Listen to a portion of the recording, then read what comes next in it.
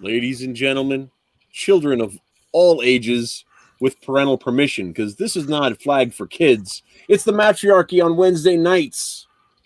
I am your host, Matt Reese, and I've got a whole bunch of people on here today. They won't even let me have it anymore. That's how big a deal this is. Look at that. They want me to have pay them extra money to have any more guests, and I said no.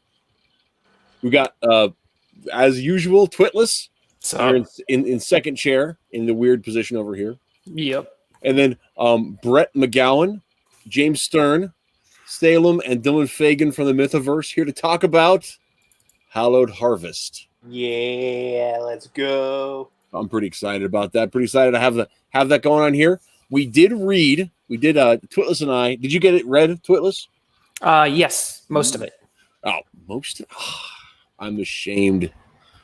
You call yourself a scholar. To read the first issue, the first volume, last year's offering. And so we were going to ask some probing questions of the folks tonight just to see what everybody thought about that. Don't probe us.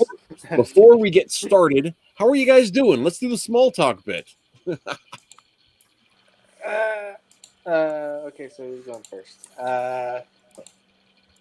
Well, since I'm talking, I'm doing good. How's everyone else? I'm doing fantastic. It is the first day below 60 degrees since spring where I live, and my brain has just been in bring on the October mode. Bring on the spook. I'm ready for Halloween. Sweet.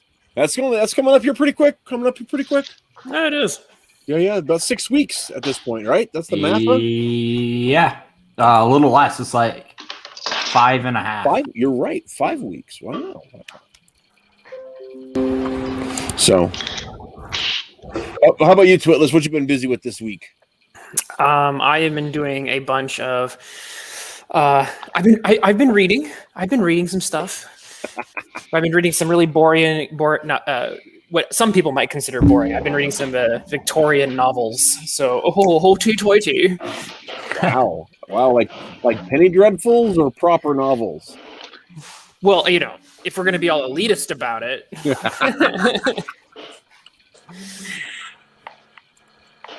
So what have you plebs been doing with your lives in time? Well, I finally got around to reading Hallowed Harvest Volume 1, which I don't understand. I was super excited for that book last. You guys remember I was talking about it. I was super excited about it, but when it finally got out, like my life got crazy busy. So I kind of put it on the back shelf and then didn't get to it until this week. And Brett, he reached out to me and he said, hey, when are you going to have us on? And I said, ooh, that's a good idea. Let me just go read this comic really fast. But yeah, it was, man, I really enjoyed the whole heck of the thing, man. That was some ridiculously creepy, spooky, fun stuff. So, and you guys were all involved last year, right? Yes. Yeah. Yes. Except for Brett, but yeah. Well, yeah, Brett was involved, but in Brett ways. Yes. So. He was there in spirit. So, oh yeah, Dave Ashanovich says that back shelf gets pretty filled. You mean my back shelf was so filled, I built an addition, and then I had that fill up too. Oh, wow. Okay, so here's part of my problem, right? My comic shop down the way from me here in Scotts Bluff. I just have like a couple of books on my pull list. It's not a big deal, but they've got a 50-cent rack that's just full of weird indie comics from like the 80s and 90s, like bizarre stuff. And so I'll flip through and be like, man, well, that looks fun. Well, that looks fun. Well, that look. So I walk away with a stack like this that cost me like $10, right? And I'm like, whew. Man, I've got my real life so busy is coming back at me. I've got work, I've got deadlines, I've got my kids, I've got a house projects. I'll read these later. Yeah. It's later, sometimes it's a couple of years later. So anyway, so Twitless, Now, what were your impressions of Hallowed Harvest Volume 1? I enjoyed it.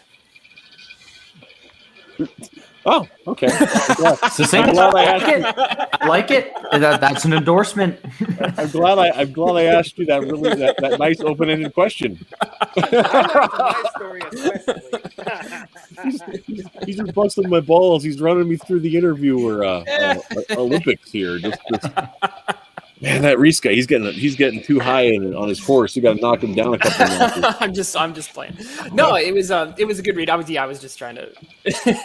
See, what I'm trying to do, I'm trying to channel Norm. Where it's just like you do the anti-humor, you do the opposite of what you're supposed to do, because poor Norm, rest his soul. So let's talk about Halloween. What made you? I guess I'm no, this is a good question. What's your favorite holiday? Mine? Just like the Mythoverse people we have here today. What's your favorite holiday? Oh, Halloween, hands down. Halloween. Would you believe me if I said Halloween? Well, I guess that makes sense. Christmas is overrated. See, I actually personally, this is where I break. This is why maybe I can't be in the cool kids club here. I do like Christmas a little more. So I like Easter even more than that, but I like Halloween. It's sort of like a different. I like Halloween a lot. Halloween's a big deal around our house, but it's sort of like a different breed of holiday, right? It's sort of like Halloween is over there with like Labor Day and 4th of July, and there's those holidays on that side of things. And I think Thanksgiving is pretty underrated. I was just going to say, you guys are all wrong. Thanksgiving is the best holiday because it's my favorite, and I'm right. Well, Thanksgiving, it comes in as a second place because it is still in the autumn, the superior season, which kind of makes Thanksgiving the the little brother of Halloween. Well, okay, so Thanksgiving is still the best holiday, and there aren't nearly enough anthologies about Thanksgiving. But I might be a little biased because my birthday every 2 to 3 years is actually on Thanksgiving, and so everyone is thankful for me. Hey, could be my brother. He was born on 4th of July. So let me just ask. So like when Thanksgiving rolls around, do you just like stick a birthday candle on your pumpkin pie or something? The turkey. That's happened. No, what's really funny is that my family always go, "Hey, we're gonna get your present, or we have your presents," and then they run out on Good Friday Black Friday to grab my present at like a cheap sale, and it doesn't undermine the ego that I have built up the day before when the whole holiday is based around me. So my sister was born on Christmas, so it's I feel you. Except like she always felt a little cheated because your presents, she got the same. She was the baby, and she like had like a weird birth. Like it was like she almost died, kind of. Oh wow. Yeah. I mean, it could have been really bad, but it wasn't as bad as it could have been, right? One of those things. So like, so she almost died, but it was at the same time, it was one of those things where, it was fine, right? It wasn't like a major birth defect, or there was just an accident, like in utero before she was born, and it caused her to have some breathing problems that threw her off. So okay. Halloween. But the thing Halloween. Back to my sister's thing, I didn't finish talking about that. Was so she always she was sort of like this small M miracle baby, and so she got a lot of presents from everybody, and she was also the youngest in our branch of the family, so it was a sort of a big deal. She didn't get cheated on presents, but like half the day was Christmas, and only half the day was Mary's birthday. Right, that's how we broke it up to separate things. And so the rest of us got a full day as our birthday, and Mary only got a half day.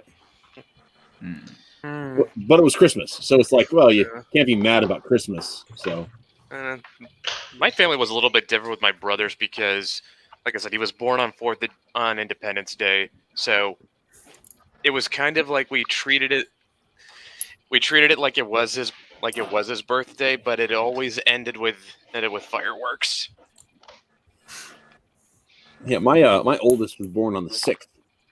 And when he was young, he always had his birthday party on the 4th, or before, so we could do fireworks for his party. But even though his actual birthday was later in life. But yeah. Anyhow. Halloween. Halloween is funny.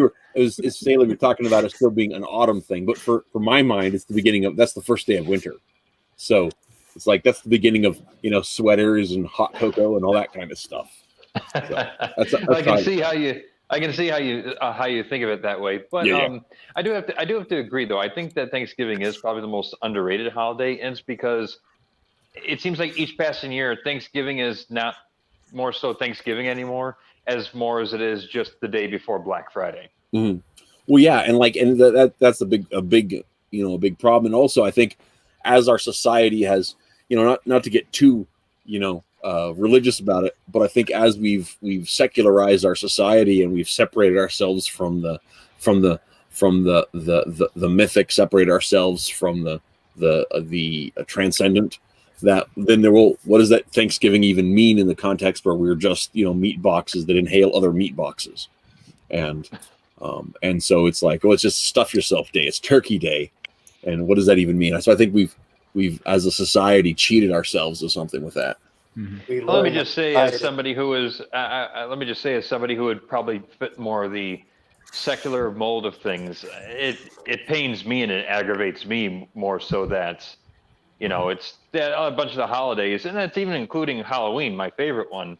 It's like we're really tossing aside what these holidays are supposed to celebrate, and more so look for an excuse to drop your money on things each time. So it's I don't know, it's but I mean, that's why I like doing these projects and stuff like this, because it's like it gives you a chance to be able to do a little more than just buy the candy or buy the turkey or buy the Christmas tree. Yeah, I think that's important. Kind of connect. Art is about reflecting the inner truths of our society and our person. So I think that's a good deal. So let's talk a little bit about Hallowed Harvest 1, right? Twitless, did you have a particular story you wanted to talk about, or was there something that stuck out to you about it, or what's the skinny there? Let's see. I do have some stuff to pull up for you to take a look at.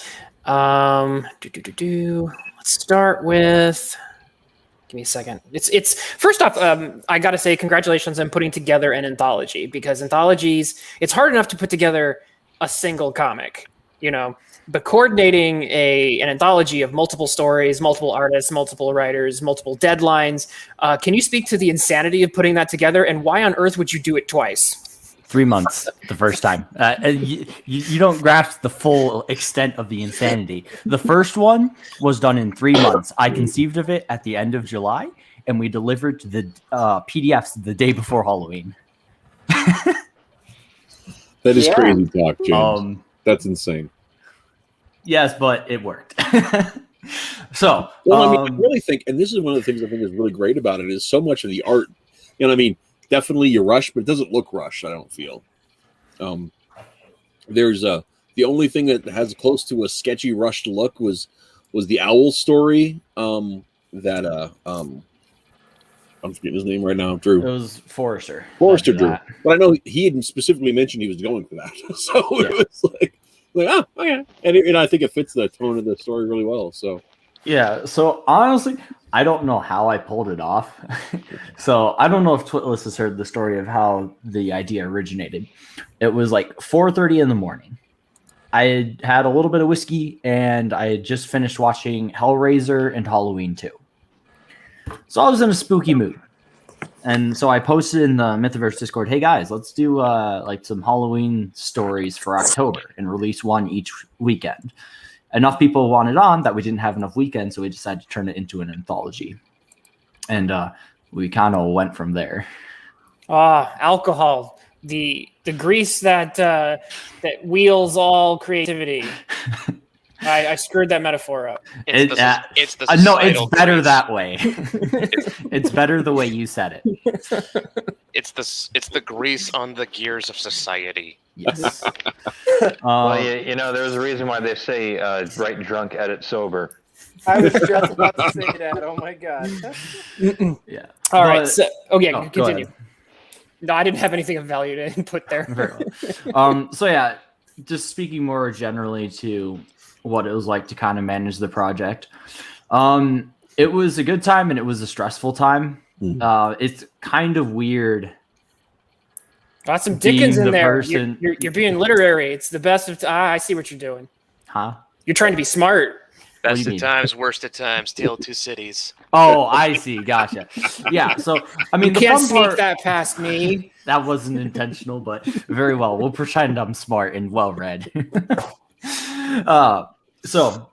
The fun part was definitely being able to work with such a wide range of creators, and like a diverse range of creators, because everyone brings their own sensibilities and styles to the table. My story was just a super wholesome, like, if you read this, you should be able to taste the autumn air and the apple cider. And hear like the Halloween cartoons playing in the background. That was kind of my goal, is to go for that nostalgia. And then you have Nebel's story, which is just Nebel. It is horrific and amazingly awful. So you have the ability to transform whiskey into cider. That's not what I was saying, but okay. We can pretend I'm a wizard as well. Is it possible to learn this power? Oh, I wish.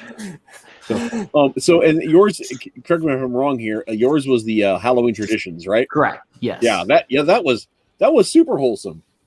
So since we brought that one up, let's pull that up then. I've got it on screen here. We can take a look at a couple images. Is there a particular panel that you're really proud of that we can talk about? I mean, I didn't do the art. That was the wonderful Jacob Grajic. I'm not exactly sure how to pronounce his last name. It's Polish.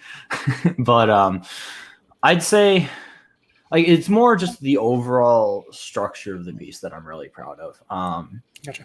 I think one of the directions I gave him was a strong contrast between warm and cool colors, and making sure there's always warm colors on each page, just to make sure there's always that sense of safety and light and warmth throughout that permeates the story. And it's only 5 pages, so it's not that hard. But that motif I'm very proud of, because I think it helps nail down the tone, is like, this is meant to be a warm, wholesome story. I'm glad you brought that. I'm really glad you brought that up, because you can even see it on this page right here. Because if without those reds you see on the girl's shirt and the purple there on the other character, this page would be really kind of just like gray and sickly green, which would lead the tone in a slightly different direction. So that bringing balancing that out with the warmth of color. That's thank you for drawing attention to that. It's very interesting. Yeah, actually, the inspiration, funnily enough, was the original Halloween film, because even though it's this kind of grisly, nasty, murdery tale, there's still like the color does a lot for the sense of security, because there's good distinctions between when Michael Myers is about in the complete darkness, lights are off, and it's just purple and gray and dark, versus when it's all light out or when it, like the building lights are on,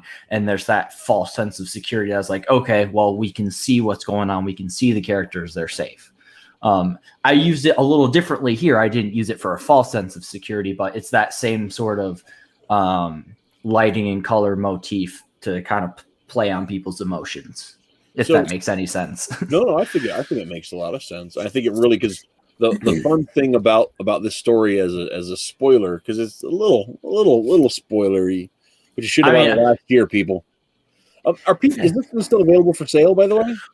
Not yet. So there were a couple of edits that needed to be made, just some lettering stuff and some continuity stuff that I was like, I wish we had caught that beforehand. And so it ended up just not getting fully fixed until shortly before we started the Hallowed Harvest Volume 2 campaign. And I'm kind of at the point where it's like, I don't think it's the best idea to launch it on our website for sale while we're using it as a crowdfund item, if that makes sense. Yeah. So it is just kind of an unfortunate occurrence. So, but it will be available for sale as soon as PDFs are shipped out after this campaign. Cool. And the other question, unrelated to anything you were talking about at all, but the little Mytho girl in the superhero outfit with the Tree of Life on her little superhero logo. You ever going to darn it, Neo? Are you ever going to find out what's up with that costume, or is that just So that was actually it was more of a personal touch. I'm not going to go into the whole story because it's a little sad and I don't want to derail the tone of the conversation. But basically, I had a little sister who died, and she, like, while she was in bad health, my family kind of had the motif that she was Supergirl, and so I wanted to incorporate that into the story. So that's the story behind that. Well, that's kind of cool, man. I mean, in a very sad sort of way. I'm glad you're able to do that. Sorry for your loss. Yes. Like it. That's why I didn't want to go too deep into it, because I'm okay with the pinpoint of sad, but this is about this is about celebrating Halloween, not mourning a death. Right. And honestly, those things are, you look at Halloween, those are kind of they're kind of connected in a lot of ways thematically. So, and not to drag it on, but being able to, honor your sister, draw from your life into something that's so inspiring. I mean, because that's a super wholesome little story you wrote, and so thank you for being able to share that with us. So not to seem delegate, but changing the subject entirely. So we have that's the one story. Now, I was the pro story, Salem. That was yours. I was glad to see that you're going to be continuing that story in this new volume, right? Yeah. It's the second part, and I suppose I'm spoiling it slightly, but yes, there will be another part in the next issue as well.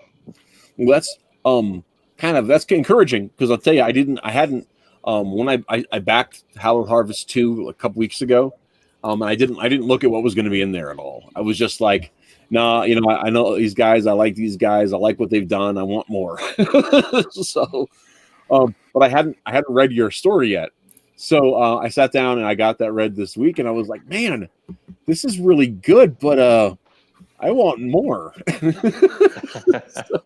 Wait, which story is that again? Yeah. That's the prose one. Oh, okay, that one. Yeah, okay.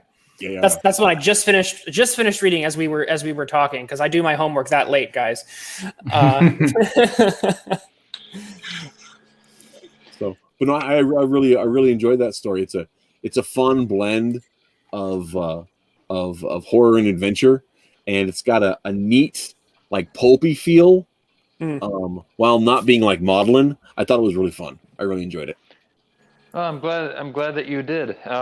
This time around, I abandoned a little more of the of like the touches of a little more literary stuff in this one, and I went for a little more action based, a little heavier on pulp kind of style with this one.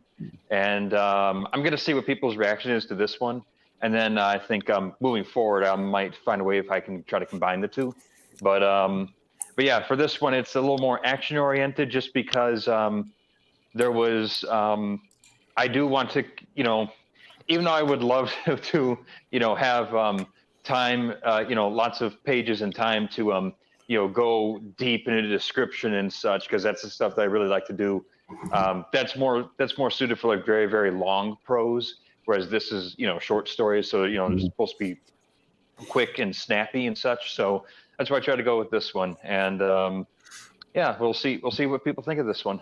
But yeah, it picks off immediately where the first one left off. So there's no big time gap. There's nothing like that. Essentially, it even begins as if you had just finished the last page of the first story. Cool. Gotcha. Cool. which, by the way, is not going to be a difficult thing because if you back at any tier where you receive the stories, you will be getting at minimum digitals of volume 1 and 2. Mm-hmm. Yeah, I definitely like. I like that you're doing that. One thing that that I struggle with indie comics and indie campaigns in general is the fact that it can be really difficult after the campaign ends to sometimes track down a copy of whatever it is, and especially if they don't do digital, then it's just like, okay, well, you have this limited print run. Maybe in some cases they printed under 500 copies of it. And it's like my best chance of getting a hold of it is to hope that someone puts it up at auction and it's not super expensive. So it's a consequence of this type of model of doing things. So I do appreciate that, that you guys are taking that step to help people, keep up with it. And I think it goes actually kind of beyond that. I think that in the huge rush of crowdfunding in the last 4 or 5 years, there have been a lot of people that have they're Gen Xers like me that came up in comics in the 90s that are convinced that the only reason they aren't making collectors market books like they did in with X-Men 1 back in the day was they're just not having the quality of books. So when I get my amazing book out, it's going to be a collector's item for sure, just like Teenage Mutant Ninja Turtles #1 was. And so we're going to make a real limited print run because it's going to be amazing. It's like, well, no one's ever heard of you, man. you're not Eastman and Laird. It's not going to happen that way. Even for the people, as many hands as possible. yeah. Even for some of the creators who I would say, air quotes, people know them because maybe they worked in the mainstream industry. It's like, yeah, no one still doesn't know who you are. People still don't know who you are. Yeah. And if your book is, $25 and you do a print run of maybe 1,000 or 2,000 at most. And then the only way I get a hold of that is like I said, eBay auction where the price can balloon. It makes it hard for someone who just wants to be a part of the story, right. To get a hold of it. And that's, like I said, it's just this consequence of this model that I'm not a huge fan of because I'm a cheapskate. If you want a real collector's item, get Action Comics #1. Yeah, if you can. That's true. I mean, you've really got to dig at it. But one of the things is that exclusivity of having the collector's item. It does mean it's going to limit your market. And for my money, or for my as a consumer, and also my money as a creator, I'm more interested in getting more people to know about it and interested in it. Yeah. Because if I have if I don't know, that's the take on it. I mean, sort of like I think it speaks to where your priorities are as well, because if you're trying to just maximize your dollars on a campaign, doing the exclusivity, it's been shown, it helps amp up the desirableness of that product. I mean, I can't deny that. Mm-hmm. It just sucks because, like I said, I'm poor and and I'm a cheapskate, and I go, I'm not spending $25 on a $25 story. Are you kidding me? Well, there's also that works in the short term, but there's not the long term investment. Mm-hmm. Where you look at that what is it I'm going to forget the name of it. There was that guy who had that Instagram comic, Brotherhood of the Sun or something like that. I remember. Was that the Icarus one? Yeah. I remember that book. I don't remember the guy's name though. Yeah, I don't remember the guy's name either. But the thing is that he'd given all of it away for free, right? It had just been something he'd done on Instagram, and he had his Patreon following and all that kind of stuff. But when then he went to print the book, he made $1.2 million on the people that had already read it that wanted a physical copy, because they had let it spread and spread and spread for 5 years, and it caught fire and developed its own community. So going in exclusivity, you can pump it up in the short numbers, but that's not a long term plan. And I don't know what that guy's doing, if he's going to carry on with another project or what. I wasn't aware of him before that, but it's just one of those things. Other people were, clearly. So let's keep talking about other creators instead of what you guys did. Yeah. Anyway, well, I think this comes back because we Twitless and I think the way you guys are doing it is smart. Yeah. So a quick note. on Twitless. So I think you'll be very happy with what we have on offer for the second campaign then, because we are very much at the Mythoverse about maximizing the bang for your buck during crowdfunding. For just $10, you can get PDFs of everything the Mythoverse has released so far. Let's actually, I'm going to pull up the campaign since this is a great segue, very natural segue. Let's actually pull up your campaign, take a look at it for a little bit here. Well, hey guys, I don't mean to interrupt, but I do work night shift, and I will be coming up pretty soon. So if there's anything that you need from me before I exit, get it. Ask me right now. Otherwise, I gotta split so I can get to work on time. Well, we conveniently ended up talking about your story first or second, so I guess that works out really good by accident. Okay. So thanks for coming on, man. Look forward to this year's offering. So all right. Well, thanks for having me on, and I'm looking forward to seeing what everyone how everyone's going to enjoy everybody's contributions to this volume. Yeah, thanks for coming on. It's been a pleasure. It's actually perfect because Nubble's waiting to jump in right now. Oh no! Oh hey, yeah. Don't let in the Eldritch Abomination. Well, I we'll can't all turn into fish. I can't. So, Salem, you've got to either take off or I got to kick you to let Nebel on. Just to let you know. Yep. I'm actually trying to exit right now. Okay. All right, here we go. Peace. Sweet. Thank you so Salem. much. So when you Salem in the future when you rewatch this, thank you. Get out of here. All right. Nebel, how's it going? Hey, I heard you offered Salem. Somebody We got Eva. You're a little quiet there, Nubble. Very outside mic. Hang on. No, thank you, Salem, for coming, and thank you for your story. Looking forward to see what you come out with next. Okay, so let's see here, James. If you want to walk us through a little bit of the campaign here, we can take a look at that. Yeah, I'd be more than happy. So, I guess, do we want to just go through the tiers real quick, or do we want to go through the campaign info? Let's see here. Let's hit us with like your pitch. Like, let's get people really invested here. All right. Hallowed Harvest 2 mythology containing 6. I believe 6. It might be 7. I lose count because I get tired, and it's a lot of stories. So at minimum, there will be 6 brand new, never before seen stories based in the Mythoverse that celebrate Halloween in some respect, whether it's the season, the ethos, the themes, the aesthetic. In some way, it's all Halloween. And so we have one story that's continuation of last year's project. Yes. Is it more than one story, or is it just the one that's an actual? It's just the one that's a direct continuation. But a lot of the stories in this book do interweave with other parts of the Mythoverse. Okay. So now that we're talking about the Mythoverse, just give us a quick rundown for our viewers who may not be familiar with the Mythoverse. What's the Mythoverse, and why should people be excited about the Halloween version of it? So, Mythoverse, what is it? Basically, it is a shared universe in which the myths and cultural heritages of the world are celebrated. In universe, basically, the mythologies primarily of the West, but there's some Eastern ones pulled in as well, are treated as effectively true.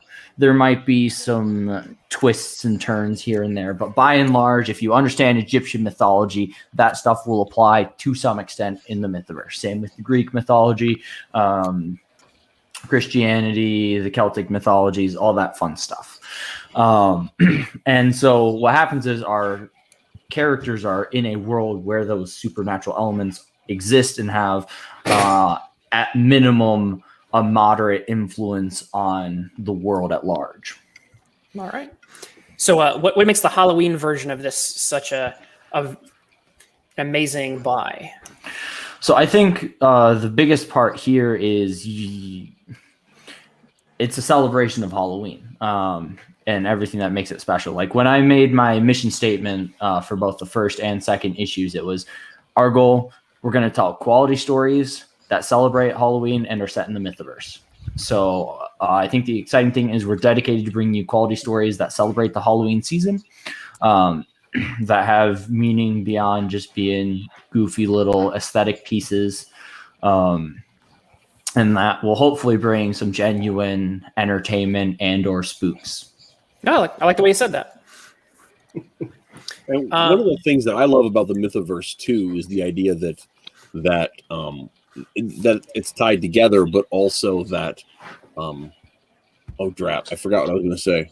I spaced off for just a second. It's all tied together, but it's not as interconnected as the big two. Like there's room for stuff to just exist. Mm-hmm.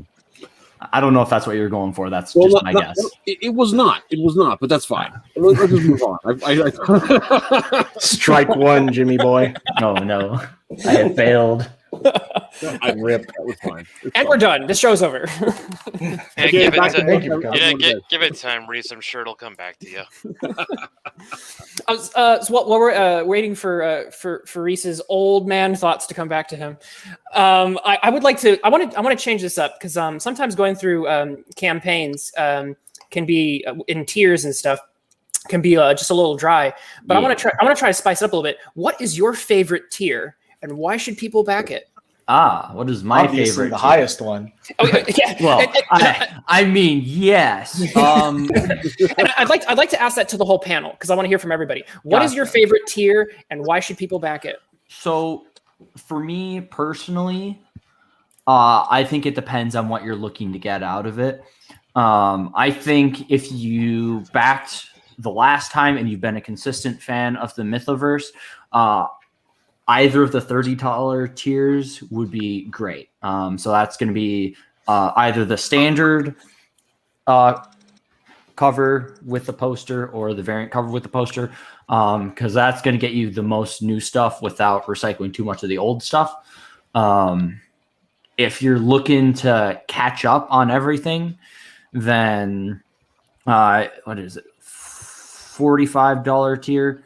It's the $50 tier gets you both variants and all the stuff we've printed so far to date. You get all of that print and PDF. If you're just like want everything, the $105 tier gets you both poster or both covers, a poster, everything we've printed. It's like the most valuable. And then if you're like, man, I just want to kind of get a lot of this stuff and maybe like give it to friends or sell it at cons, and the $150 tier is fantastic because you'll be able to share that stuff with everyone because you get an extra copy. So I really think it depends on what you're looking to get out of it. And also to explain for people that don't know, like everything that they've printed so far includes the 3 core books, the Mythics, Adobe Kroger, and Changeling. And that's it's actually Adobe Kroger 1 and 2, Mythics 1 and 2. I was getting to that. Oh, okay. I'm sorry. I'm jumping ahead. Yeah. So and then Hallowed Harvest 1, right? And then you guys have the shorts. Are those collected in a single volume? Because you've got like what is it? Dropping Out and Dropping Out is its own standalone comic that's included. All of our Patreon shorts are collected in Narratus Mythologica, which is also included in this. Which all involve me in some way, shape, or form. Yes, Dylan is our content factory for Patreon. So let's hear from. Okay. I said yes, I am. I am very tired. So let's hear from the rest of you. What's your favorite tier and why? Sorry, I keep on blundering. Dylan, what's your favorite tier and why? My favorite tier. Can I say the highest tier? Yeah, you may. You totally can. Although we will mock you. That's a fair answer. Well, I mean, I can't really say I have a favorite one, or at least not one I can think of right now. But it's like, hey, I mean, back whatever you can get. Any amount of support, it helps us in the long run.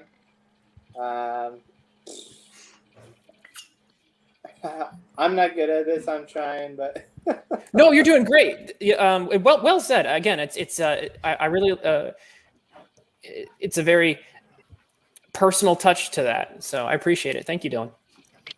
So who's next? Brett, what's your favorite tier and why?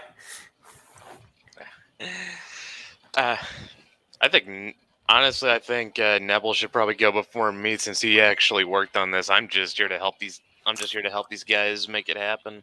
Gotcha. Neville, what is your Yo. favorite tier of this Hallowed Harvest 2?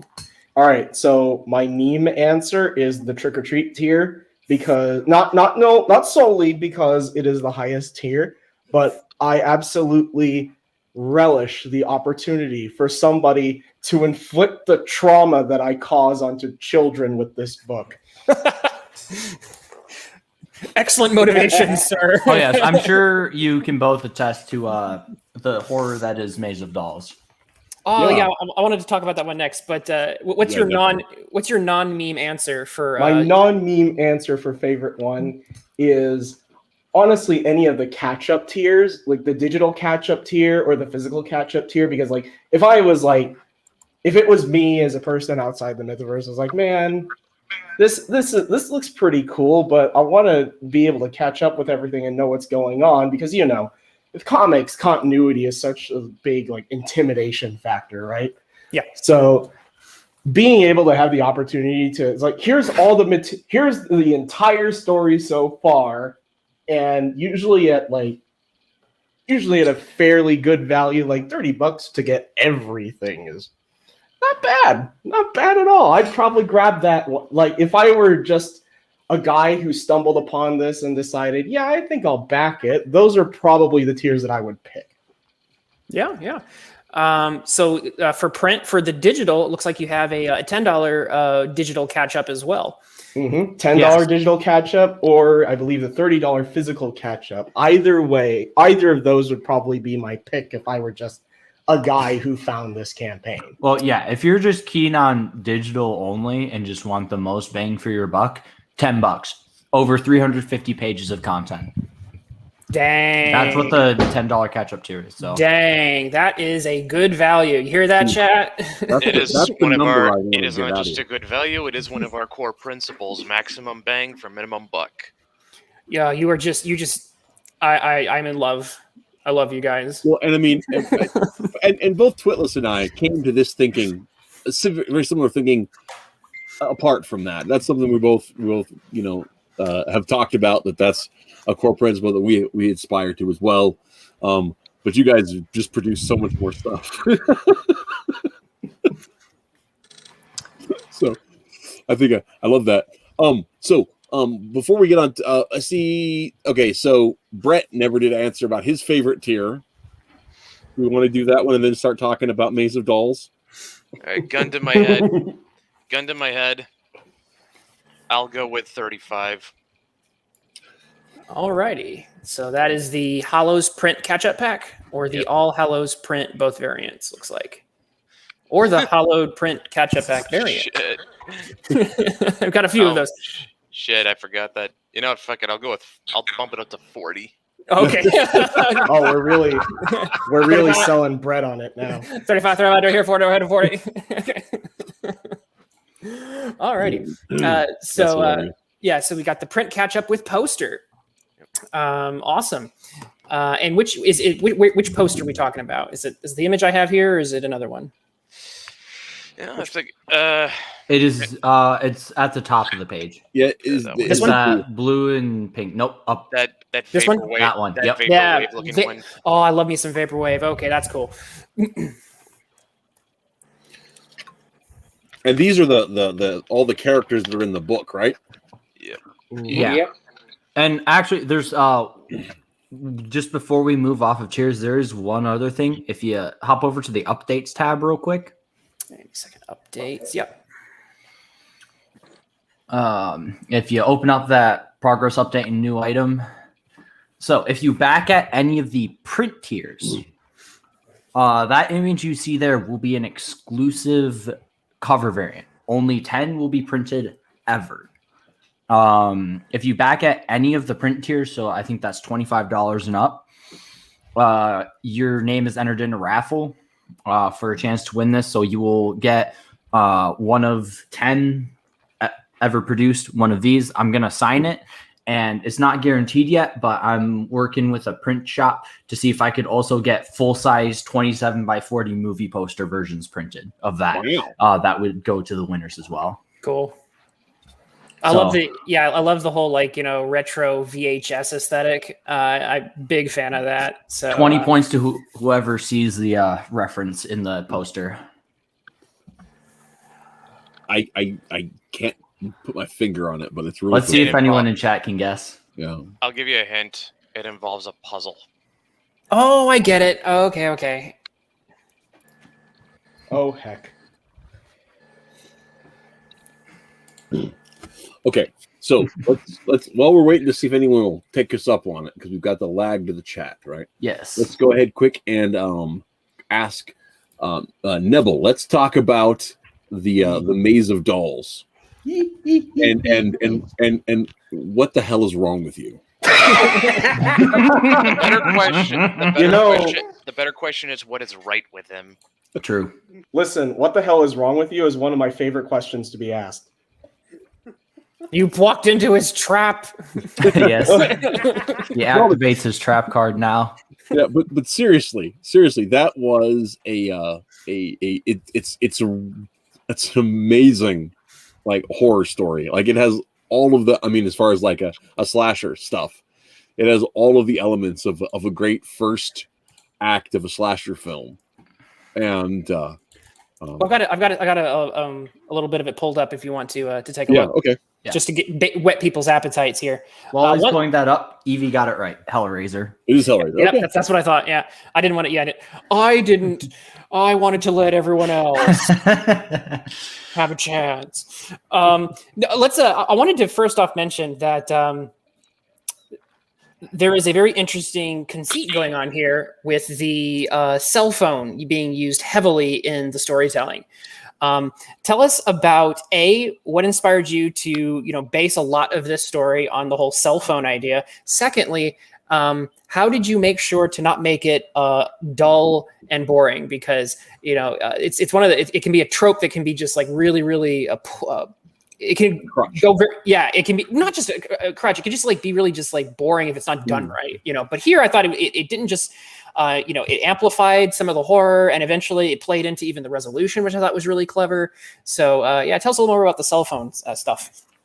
All right. Well, aside from the obvious, people have them. One of my big motivations to write this story, and I think I've been on here before, and I talked about the sorts of things that inspired the story, but I kind of left one of them out because, you got the dead bodies that have been mistaken for Halloween decorations. You got the old mazes the Halloween mazes that you go to places like, oh God, I'm going to reveal my location at Not Scary Farm or something like that. Mm-hmm. And, but there's one other little inspiration that I didn't mention in my first round of interviews about Maze of Dolls: missing persons cases. I've been reading I've read a lot about missing persons cases. I've even did a little bit of a dive into the David Paulides missing 411 stuff. And the big reason I started using the cell phone in there is I tried to imagine, it was okay, if somebody I knew were missing, how would I know it? Somebody that I probably know pretty well. I probably talk to them a lot. I try to contact them on my phone and they don't answer. So the phone plays a big role in it because mostly it's a practical thing, really, because it's okay, people have phones. If somebody were missing, the phone might be a hint to figure out whether they are or not. So somebody you text somebody that you talk to pretty regularly and they don't answer for several days. even though you like live near them and you might go to school with them or all that stuff, and you haven't seen them in a while, that might tip you off that they're not around. Mm-hmm. So the use of the phone is, like I said, it's largely, and there's another sort of thing that made me use the phone a lot, is that somewhere I heard this line that said like, you need to be careful that your plot points can't be resolved with the presence of a cell phone. Or that like a problem can't be easily solved with the fact that you have a cell phone on hand. So I'm like, okay, making sure it doesn't. No, I yeah, definitely. And what I really liked is the fact that you took the cell phone even visually as a motif. Like a lot of the panels are framed like, basically like a smartphone. So like I said, this is definitely a modern horror story in a lot of ways, because of just how it's, taking just the modern implications and themes of contemporary culture and just kind of, imbricating them into the story itself. So well done. Well, thank you. Thank you very much. And to respond to Evie, I'm afraid I have not played Sarah is Missing, although I imagine Sarah is Missing might have been inspired by a lot of the material that I've dove into. So like if you ever want to be scared to go on a hike ever again, check out the David Paulides Missing 411 cases. Because those are weird missing persons cases. They'll give you a nice chill. So in a bit of a side note, Dylan dropped out. Nah, he crashed. He just needs to be let back in. Okay. Also, Forrester wants to come in and chat, and I want to ask him some questions about his stories too. I can drop out and make space for him. I'm like the least relevant to this. Oh, before you go, I do have a quick question. It's personal. It's not related to the topic at all. But Changeling 2, that's coming along, right? Yep. What I forget. What are we looking at for the fulfillment date on that? Because I do not remember. It's supposed to. I'm hoping it's within this month, but some of the stuff that Ginger's got to work on is a little bit more complex. Mm-hmm. Complex. I'm just excited. That's all. I'm just excited. Yeah. Like I will promise, whether it's this month or next, there'll be updates. Will follow every week as I've kept. Sweet, excellent. Well, Brett, thanks for coming on, and we will see you around the internet. Good to meet you. Thank you, Brett. He's gone, and Forrester's here. Hey, Forrester, how's it going? Hey, what's up? Can you hear me? Yep. Oh, Yes. Oh, yeah. Loud and clear. And Dylan, you back? Yes, I am back. I have returned. Okay. All right. We have a little fight in the chat going on. Neostar versus Evie, trying to see who can post the most. I love it. Yeah. That's amazing. Interaction. Yay! people are watching our show, Reese. What are we gonna do? Well, we have to keep going. Exactly. Continue with the entertainment. How popular we are. We just have to keep doing the job. Exactly. Let's go on. So the other thing about it, Neville, is I think that you do a really good job, and it's bizarre because like you did the drawing on that too, right? Oh, Mm-hmm. I've written and drew the entire comic, and the same is true of my next entry for Hallowed Harvest 2.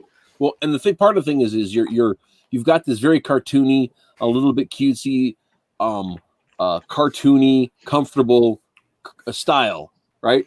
And then you did this horrible body horror slasher comic. And so I thought they did a really good job making it seem even more unnerving. So congrats. Oh, thank you very much. Dan calls it. Oh, go ahead. Oh, I was gonna. If you want to go ahead and do it, go ahead because that's what you were gonna say. Out of it. Yeah. So Dan Sacro, the editor in chief at the Mythoverse, calls it ambush art. It's like, oh, it's so cute, and there's dead bodies everywhere. I love the fact that there is a term for my art, and it is specifically ambush art to imply that you're being attacked. It's like you're getting tricked. You're getting tricked into horror. Yeah, I well, know. I mean, I it's love accurate it. though. It is an assault on your sensibilities, No, I it's guess just- would be the No, best it's term. this cool little webtoons comic about relationships and buddies and friends, and oh my god, they're all dead. Yup. Exactly. Okay, Oh my God. if I crash again, I'm gonna try again on my phone. Fair enough, All man. right. Fair enough. So, so yeah, so that was that. So, what is the story, Neville, that you're doing for this year's? Oh, for this year's entry, the story is called Jungle of Ghosts. And Oh this my time god, that's around, an amazing title. I love it. oh, thank you. You I might like what happens too. I want to. I wish I could steal it for a archaeologist adventure story. That's amazing. But tell us about what you're doing though.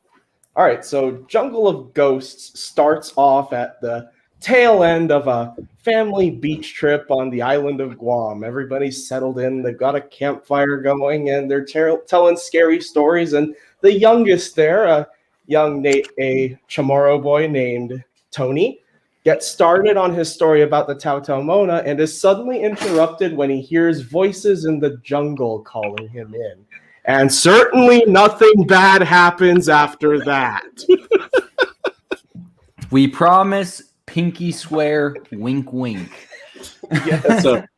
That's a similar setup to I can't remember the story. That was in the Lone Star anthology. I mean, it's a different setting and everything, but that sort of like, oh hey, look, kids doing innocent fun stuff, and then everyone dies. So giant monsters to descend on them from the woods. Well, I won't say that's what happens. Well, who knows? Because that would be telling. That would be telling, and you should just read it because that's what it's there for. Yes. But I can, as the last time I did it, tell you a little bit about my influences to give you a little idea of what might happen so that I can stab you in the back later and twist the knife a bit. I love the way you're describing ambushing. That's what it is. Remind me not to take you out for dinner or drinks. I might ambush you by paying a check before you do. Oh no, a gentleman. Because you wouldn't expect it. Nobody expects the chat to go this way. Anyway. So Jungle of Ghosts, the big influences are actually a lot more, it's a bit more personal this time around. It's not me stumbling on like, oh, hey, people mistook dead bodies for Halloween decorations. This time it's something a bit more closer to home and a little more personal because I'm part Chamorro, actually, these Pacific Islander tribe. Okay. And one of the stories that I have been told about is the titular Tautomona story. And Tautomona are a kind of ancestor spirit. So in a way, you could think of ancestor spirits a lot like, old people. Some ancestor spirits are, nurturing, wise, and they give you guidance, and they might help you out if you ask them some questions, although they might get a little long in the tooth. But Tautomona are like Clint Eastwood in Gran Torino, where they want you to get off their lawn. They do not like you. They don't like you at, well, actually, that's not strictly true. They might like you, but you'll never really know why. Most of the time, they're kind of ornery, and the way they deal with people who piss them off and the variety of ways that you can do it, my favorite being that you need to ask their permission to pee on a tree if you're in the jungle.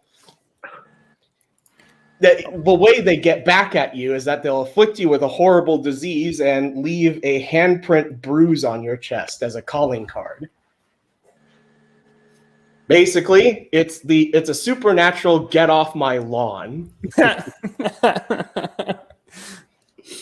So, of course, if they like you, they give you super strength, which is pretty neat. Kids, although you'll never. You kids quit peeing on my trees. You entered my house without permission. You're going to regret that when I give you the clap.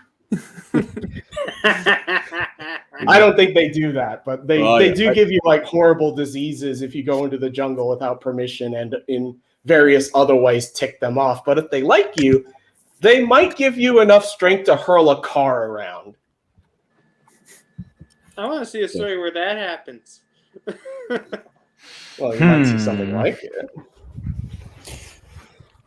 But yeah, that's the Tautau Mona legend is a big thing with me because obviously it's part of my background. And, you know, the Chamorro legends and that kind of Pacific Islander mythology and iconography doesn't really get talked about much, and it's not really anybody's fault. There's just not a whole lot of them. There's not a whole lot of us out there. So, well, and they're spread out for really far ways too. So, oh yeah, they're kind of all over. They're all over the U.S. really, and mostly they're still, and like those that are still in the islands are still pretty remote, right? I mean, there's I mean, I don't think anyone's like still living. You know, the life of 100 years ago, but they're still like people in like I've got an uncle who spent like all of the 80s in a rural Alaskan town, and like they knew about stuff going on, but it didn't really affect them, right? Well, it's a little bit different with Guam because one thing to remember about Guam as a place, like geographically speaking in the world, is one, Guam is a U.S. territory. Mm-hmm. And Guam is actually a very important strategic military base. So it's got basically all the comforts of the wider world, and they're pretty in the know and fairly, like, you wouldn't feel out of place in Guam if you flew in there from LA. So it's not terribly different.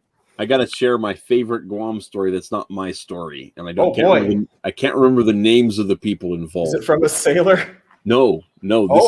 This is several years ago in the U.S. House of Representatives.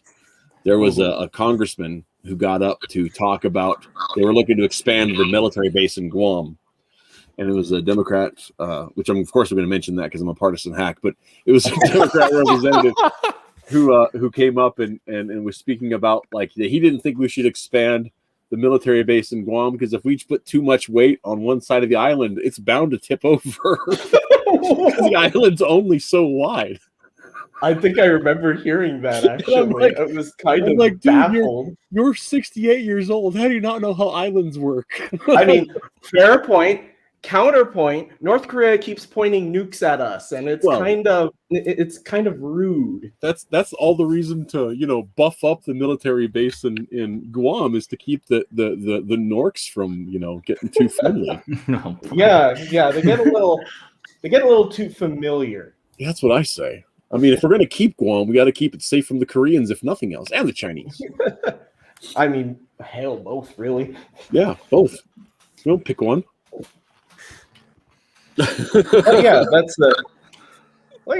Guam kind of plays a fairly integral part in this, and I don't know how well. I guess I can talk about this more if you guys end up asking about like the comparison between the process before and the process this time around. Mm-hmm. Well, so what is the?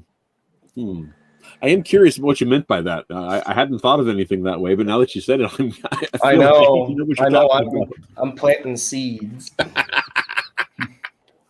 Because it's something that we actually have a really good time talking about is like the process that we went through for the first Hallowed Harvest and the second one are very, very different. Oh, yeah. Can I take over for a sec here, Nebel? Yeah, of course. Regarding that. So, yeah, as I said before, the first Hallowed Harvest was a 3-month endeavor.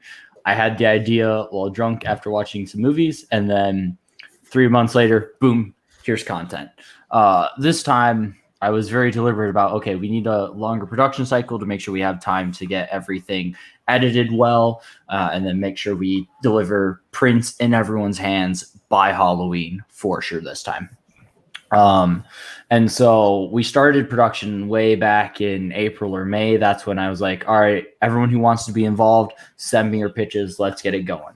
And then I think like by the start of summer, try and have your scripts done, and then have rough drafts into me by July. These are all just stuff I'm pulling on my butt just to give an idea of the process. And so I think the final thing was like September 14th was get finished stuff in for final editing and compilation for files, which we have that already now.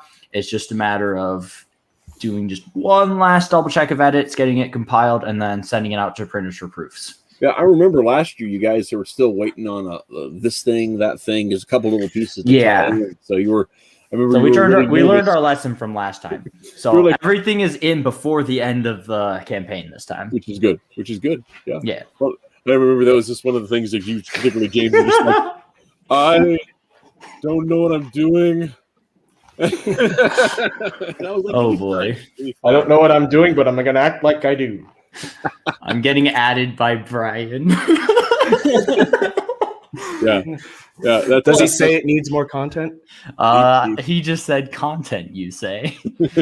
Yes, it's the thing you provide us high quality versions of, Mr. Brian. Yeah. Brian does have some good content. Oh, and yes. Some questionable content too, but yes. Buyer beware. Well, questionable in the sense of age appropriateness. I'd say it's high quality through and through. I'm not arguing with that. It's one of those things where, like, I've told Brian, I said, thing is, your books are amazing, but there's a specific reason that I buy the Antarctic Press versions of the books. And he's like, I respect that. It's weird, but I respect that. He says his content is high quality junk. That's funny.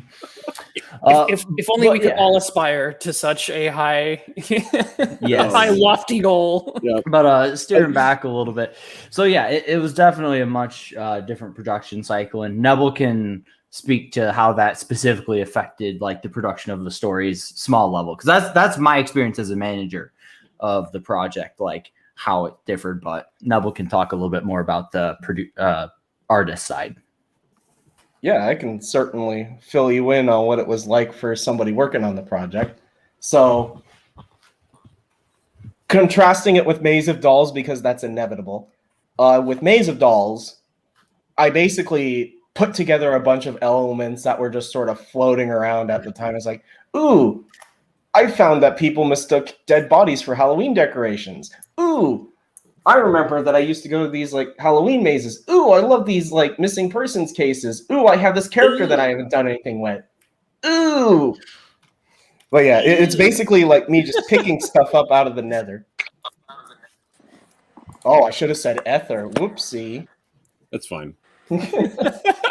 Nether is also appropriate. Right out where it tends to go. Right out of the ether, yeah. But yeah.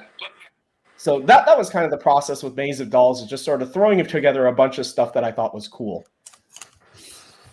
Oh, and this, as opposed to this one where you're taking stories from your cultural heritage and adapting them into not really adapting them in, but using them in this horror setting, because there's always that kind of element with fairy stories and these kind of things. Oh, absolutely. Yeah. With this one, it was a very long and deliberate process. And by the way, I'm going to reveal just a little bit of insider baseball for you guys. Maze of Dolls, 1 draft. Mm-hmm.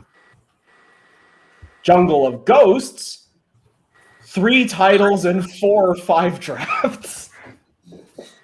It was a very long, arduous process in working on Jungle of Ghosts, and it's changed a bit from its original iteration. The original iteration was going to be a period piece that was set in the 40s on the island.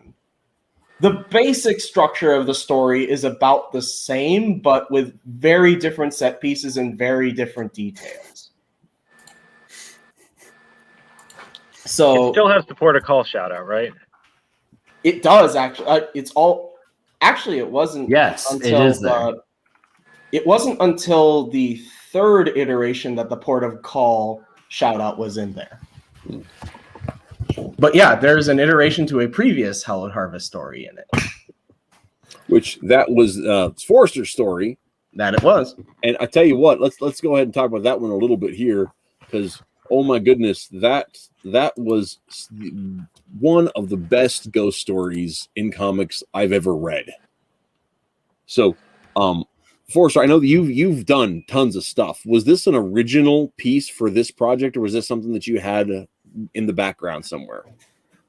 It was a variation on a story I had done for a local newspaper in 2011 that never ended up going to print. And I was going to just run that story as my Hallowed Harvest contribution. But then I got stuck up in the DC area for most of the year, and the pages were in Virginia, so I redrew them and made a totally new version of it. Okay. So was that a COVID thing? Little bit, yeah. I was staying with relatives, so. Okay. Yeah, that was 2020 was a weird year for that, all that kind of stuff. But Originally, there wasn't a bar. It was a pirate captain who went around as an avatar of death. Okay. Met different people. Actually, the original was so different. I've thought about including it as like a bonus or something in some future publication. Well, and answer Brian's question, it's tradition. It's tradition. That's the answer.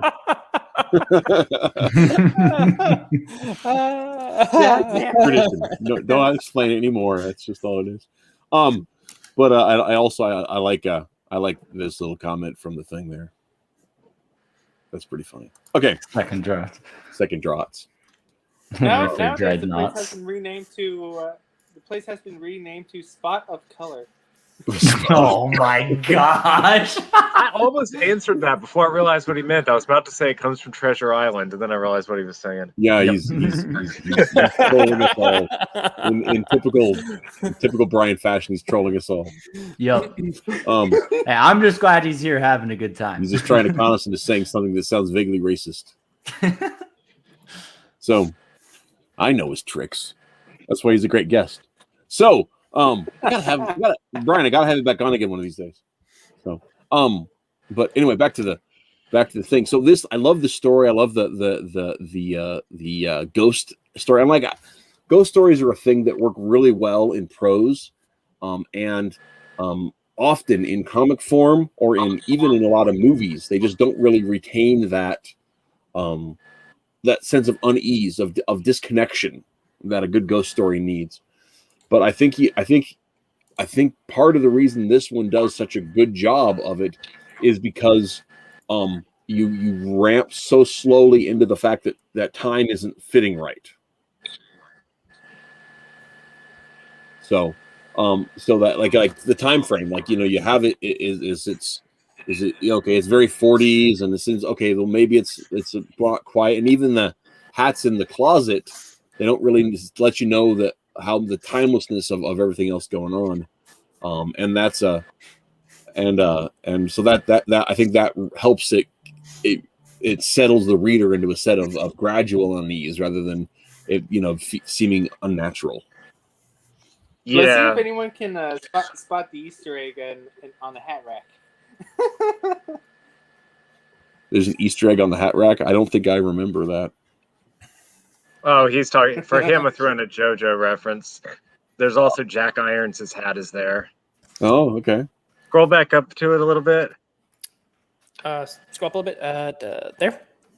On the right are the hats from the Monty Python Spanish Inquisition hat. From the Spanish Inquisition sketch. Nobody expected that tribute. Yes. That's funny. The stack of Navy hats becomes much darker, though, when you realize those are all people that were killed. Yeah, that's true. That's very true. But yeah, that was I really enjoyed this. I also, one of the things I really liked about it aesthetically was that you did a really good job coloring it and giving it the aged comic feel, which is just an aesthetic that I personally love. I really like that. Yeah, the lettering was a machine font that was used in Golden Age Wonder Woman and EC Tales from the Crypt horror comics. Okay.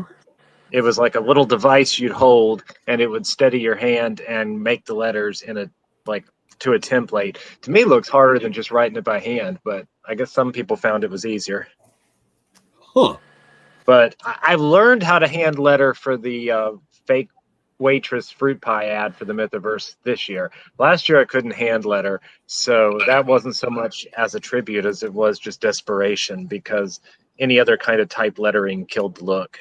Oh yeah. Wow. Okay. Good point. Yeah, I really I self letter as well. I've never even attempted hand lettering. That is interesting.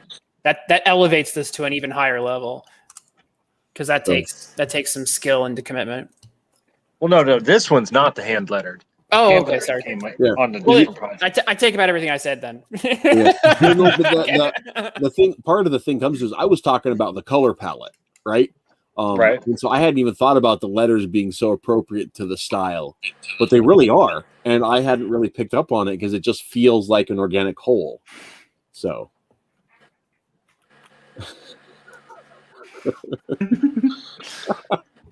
Brian in the chat is busting me up. Hey, it's fine. It's just a test to see if we can stay on task while he's stealing the chat. Well, he just guilted me about not having him on again, so I'll have to. But anyway, we'll move on from there. But yeah, I really love this. So, Forrester, are you on this year's Hallowed Harvest? Yes, he is. Yes, I am. It was going to be 2 stories. Now it's only 1 because I just simply ran out of time. Cool. I might send the other one digitally to the backers. I don't know. I haven't talked that over with James. I'm sure we can sort something out. Yeah. Like a bonus. I mean, worst comes to worst, it could probably be a Patreon thing, but that's a conversation for later. Yeah, exactly. So the one that's in this is it's using James's characters from his comic Spear of Achaia, which I'm also the illustrator of. His main character is a warrior from ancient Sparta who gets transported into the present day. And this is basically a Halloween short where I just essentially wanted the Spear of Achaia heroes to kill a copyright safe Mike Myers. So I told James, I was like, Halloween with Theophilus. No, like the movie Halloween. Yes. Yeah. I was going to ask you to repeat that for a second to make sure I heard it right while I was. That sounds amazing. So what is the mechanism for time travel you guys are working from? James will have to tell you that. To put it very briefly, basically, he's bound bodily in hell for a period of time. So even though he can technically die in the afterlife, his body doesn't physically die. Okay. And then he manages to escape. And when he escapes, it's in the modern day. Okay. So it's basically preservation by torture in hell. It's sort of paradoxical, but it works. Yeah. No, it's cool though. It's I like that. Yeah. Kind of. It's economical and fun. I was gonna say it's a little Dante's Inferno, a little Paradise Lost, kind of a little. Samurai Jack. Samurai Jack, 100%. I will freely admit, Genndy Tartakovsky, massive influence. Yeah, Genndy Tartakovsky is amazing. Yeah, it was a hell of a concept. So.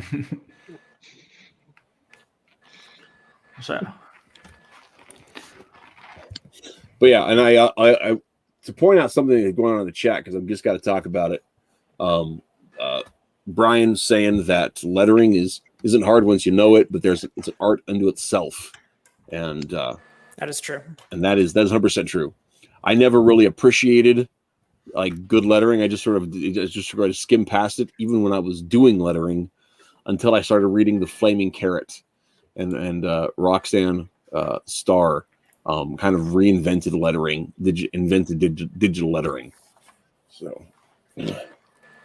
But yeah, it's a whole thing. So okay, so that's actually pretty cool. The one thing I want to go back to was actually Dylan. Are you still with us, Dylan? Yes, I am this time. So stream won't be in a minute. So we are, but from last year's thing, you had, I think, the story that was the most connected to the core titles, and that you actually had some paladins, right? Yep. But the rest of the stories they hit on the world of the Mythoverse, but not really any of the stuff from the core titles. I mean, other than the presence of the. Well, I won't spoil the end of Salem's story for those people who might not have read it yet. Well, they do set up other books. Yes. Like Port of Call is with the older brother of a character of a Mythoverse lead that's coming, but the audience doesn't know that yet. But there's a shout out. That's why at the end somebody says his brother was my mom's psychiatrist. Later, people will understand that. Now they don't. See, I just thought that was a throwaway joke because it seemed crazy. Oh, also, that guy that other little ghosty just. No, what happened was while I was drawing him, I realized I kind of wanted to use this design as a main character. Oh, okay. So I was just like, okay, now he has a brother in the 60s. Who looks the same. Yeah, who looks the same, but it's 20 years age difference just about. Well, fun. Right. But so Dylan, the one thing, and this might be can you tell us a little more about the paladins in the story? Okay, so the way I had the story set, I had two paladins. They are on the hunt for a demented vampire. One that's and it's like old, it's ancient, and it's gone without feeding. It's gone nuts. It's huge. But the thing about the paladins is that they will play a pivotal role in the Mythoverse, like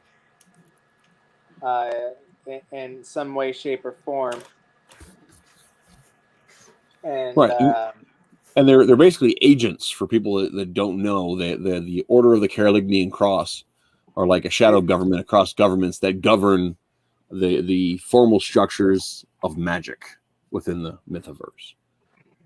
They're like the UN peacekeepers, but they're also like like agents. Yeah, the cleanse with magic. I'm just kidding. I'm just kidding.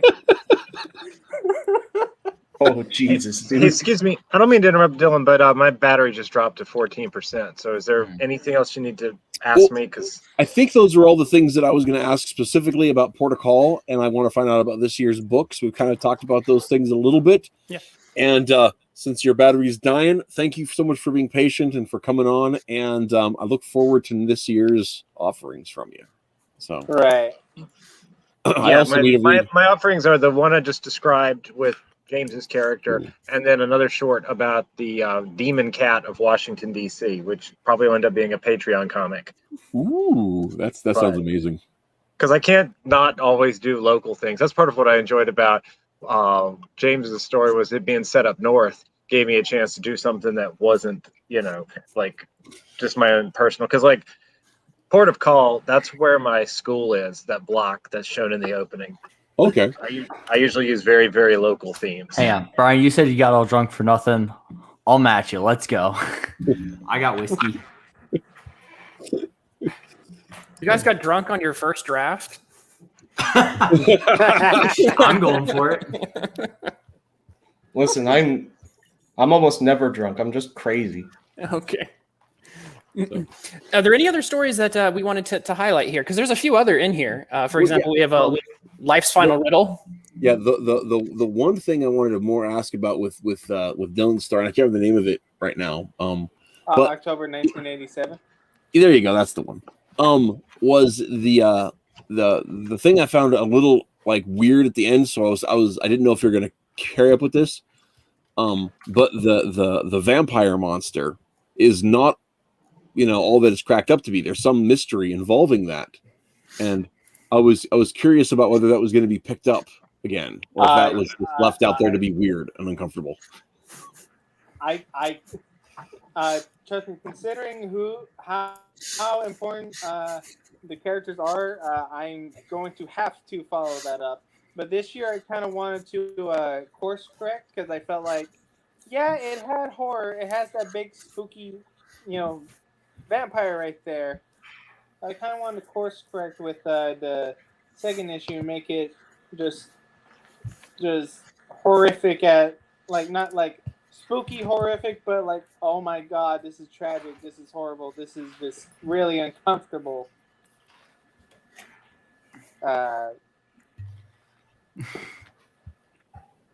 Something like what So, Neville would do, in other words.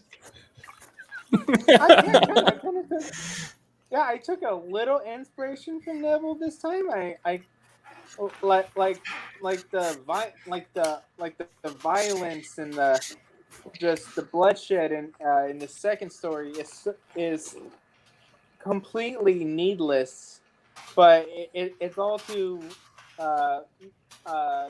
make the main character in okay, talk about my second story. Because she spoiler, the main character of that story ends up being a vampire.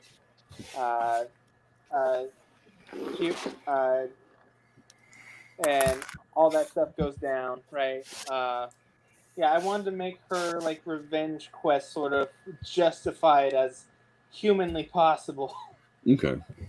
So like I have like all of the horrific things happen, all of the horrific things. All of them. Okay. So vampires are something that that a lot of horror does.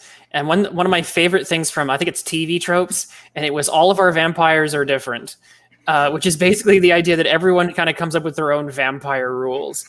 Without spoiling too much, is there what vampire rules can you share with us that you're unique to what you've set up here for your storytelling? This is actually we have a whole document for vampire rules and stuff. Basically, since I'll tell them I need to bail. Are you sure? I'm just so tired. I got a shower. I'm like, All right. oh, and he's gonna talk to me.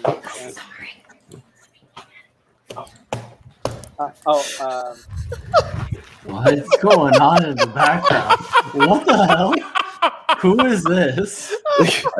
I have no idea what I'm hearing. I'm holding people prisoner, and they need to shower. Wait, are you set up like with your laptop in the shower? Or No, I'm not. I'm blocking the bathroom door and then standing on one leg for 15 minutes. I should Listen. That probably would be telling, Matt. So I love how that whole conversation started with like, let's talk about vampire rules. Anyway.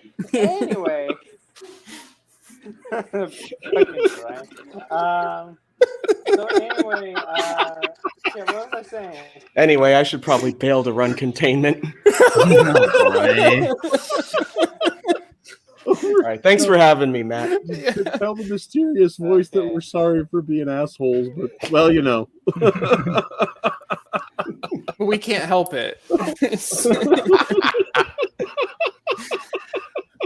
This is a fun stream. I'm having a great time.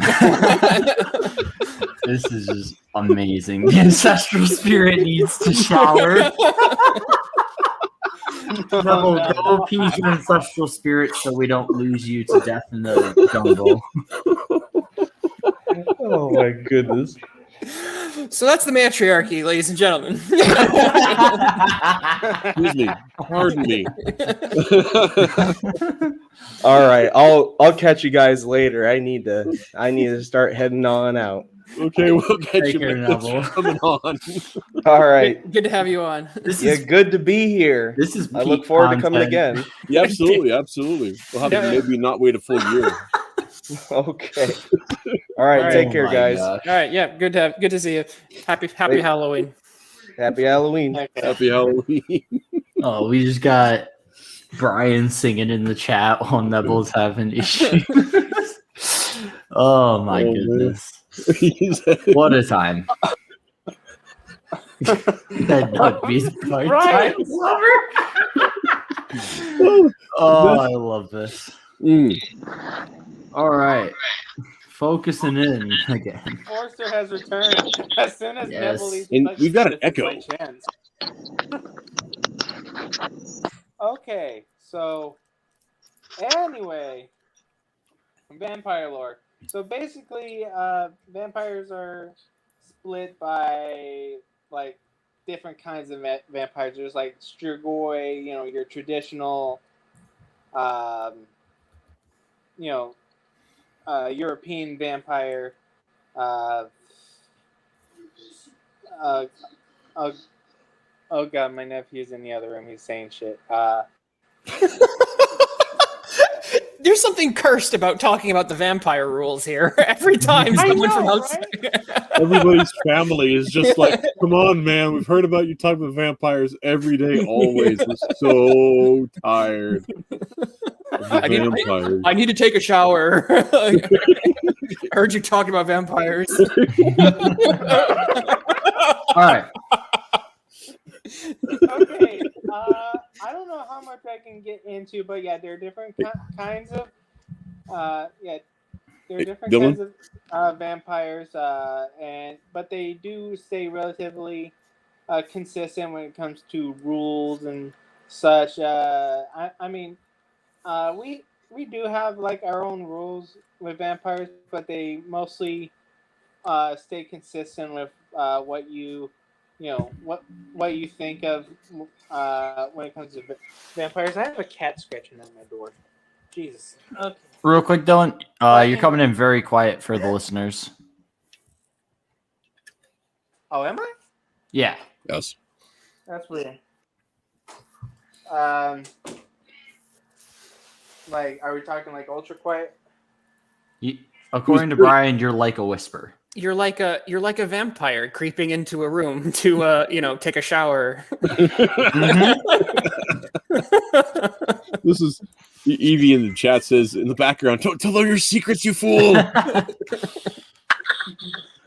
Right. Basically, you can just tell the audience, there are different kinds of vampires. They pretty much follow the same rules. I don't know how much you can go into. Okay.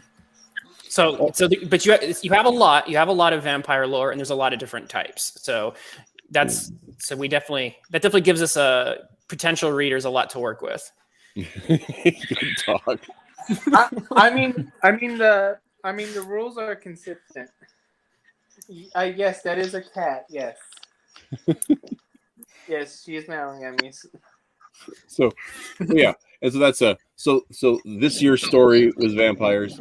Next year's story, or last year's story was vampires. This year's story is vampires. So, it sounds like Dylan has a thing for vampires. Yeah. Well, I mean, I think that's if vampires are going to be an important part of the lore, somebody's got to tell the vampire stories, right?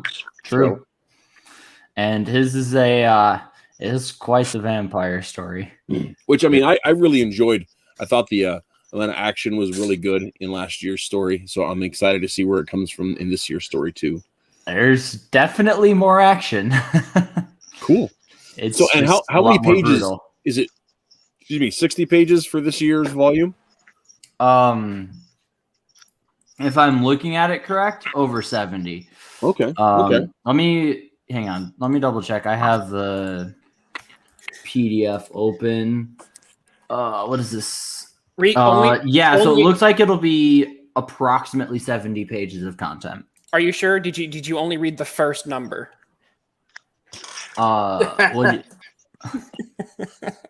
The fuck do you mean the first number? There's 2 digits in 70. I'm too tired for this shit, man. I can't, man. You guys said you were getting drunk, so I said only read the first number. Oh, very good. Okay. Yeah. I know, Brian. I need to up my content. I'm working on it. All right. So, okay. Well, cool. I think we've talked to everybody about their stuff for this next year and their stuff from last year, I think. Have we covered it?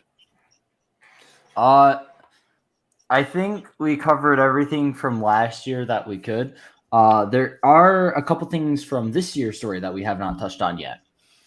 Okay. So, first is going to be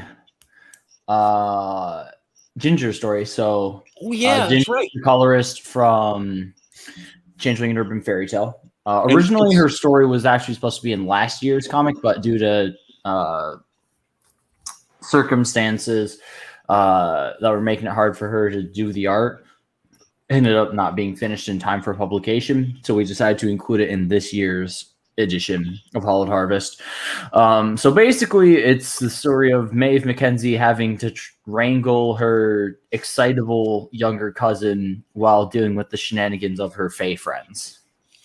And this is the first Halloween after she discovers she's a banshee. Yes, this is the first Halloween after she discovers that she's a banshee.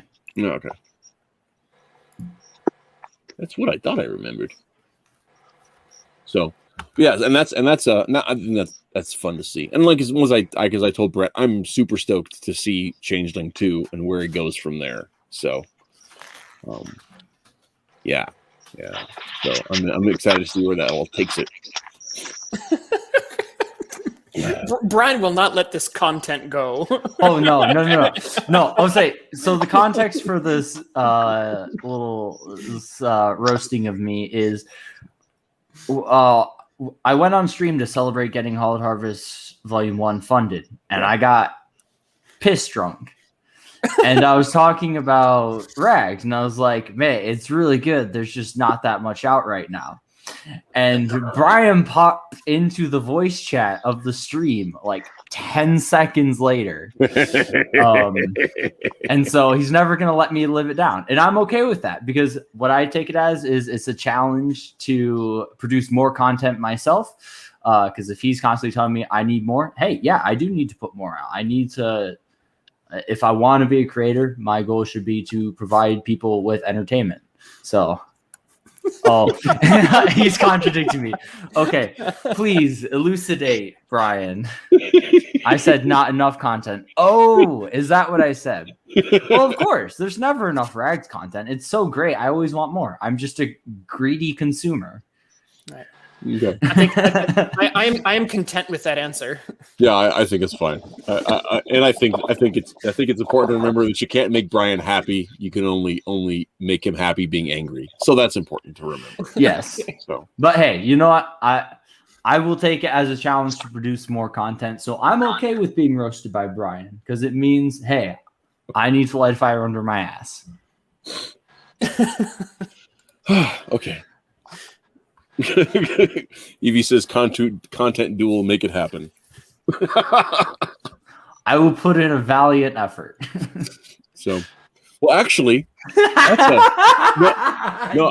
I'm serious. Like, listen to this. So we're not necessarily soon, but Twitless has this crazy idea that he wants to do for a series of shows here, where he's calling it the Creators Comic Creators Club. Yeah, Comics Creators Club. And basically it's going to get a bunch of guys on a panel, and then over the course of months review everybody's some of everybody's stuff, right? So and kind of talk about what we think about as creators, what we think about as readers, blah blah blah. Really pretentious, brandy snifter level of stuff. But which is mostly what my show is. But that might be something. Maybe we'll have to have you and Brian on to have a content off there as a part of that, and we can get. I'm gonna have to put in some heavy lifting if I want to beat that. So I need to get started tonight. Yeah. If I'm ever to have a rat's chance in hell. I recommend you start off with 2-part scotch. I'm drinking Catcher's Rye whiskey distilled in Detroit, which. Okay. I don't know if that's something to be proud of. Yeah, I don't know. I've not had it, so who knows? But so from the chat, Evie points out that for Brian, he's almost enjoying his anger, and Evie replies that it is the little things in life that count. So, can we call the content Jack? Yes. So I call the content Jack. No.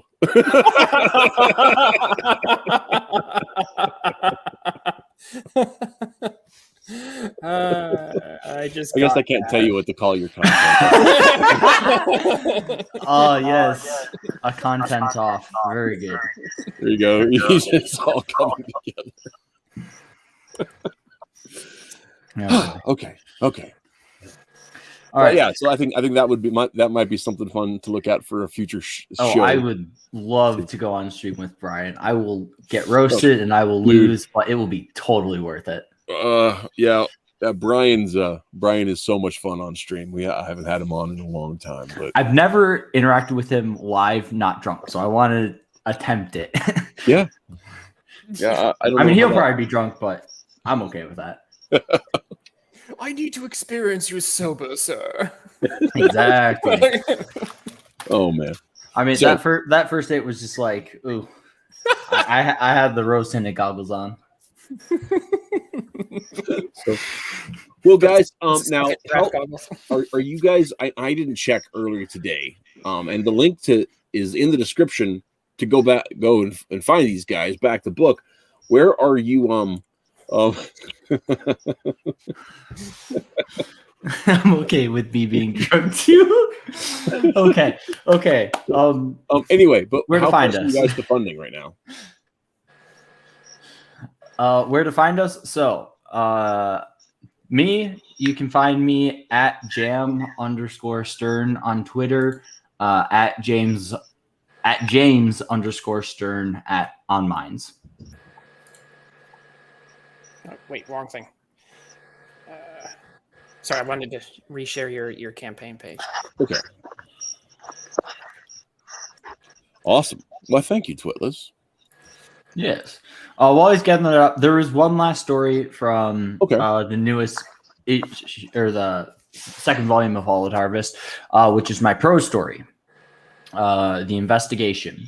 So basically, I read a lot of H.P. Lovecraft over the summer. A lot. Like every night, 2 to 3 hours. So by the time I sat down to write my story, I was just completely inoculated with that.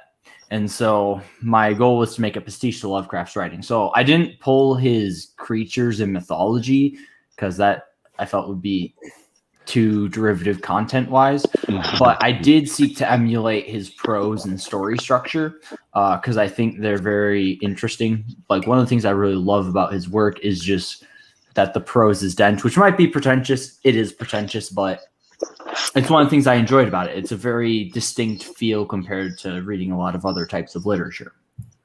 And so basically a tabloid journalist explains what he found while looking into a series of murders across the state of Michigan and presents them in this kind of dense prose. And it's got the traditional, like, okay, things are going to start off with like a hint that there's some terrible underpinnings to what's going on, the relatively normal explanation, and then getting into the spooky as it goes on.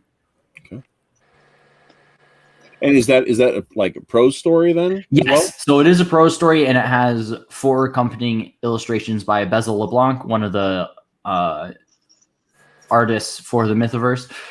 Which, real quick, side note, another one of the things that makes Hallowed Harvest fantastic is it's an opportunity for the lesser known creators in the Mythoverse to get the spotlight. So before Hallowed Harvest Volume 1, outside of Dylan doing stuff on the Patreon, you had Dan, Matt, and Brett and their art teams. And that's what was published. So Hallowed Harvest Volume 1 was an opportunity for me, Nebel, Forrester, Salem, and Aurora Valentine to each get content on the table for people to see, and like, this is what we bring to the table.